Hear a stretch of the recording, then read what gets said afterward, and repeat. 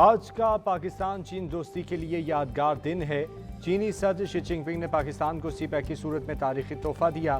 सी pack सिर्फ एक मंसूबा नहीं, दोनों ममालिक के समंदर से गहरे और हमालिया से ताल्लुकात की अक्कास भी है। वज़ीर आज़म शहबाज शरीफ का सी पैक के साल मुकम्मल होने की तकरीब से खिताब।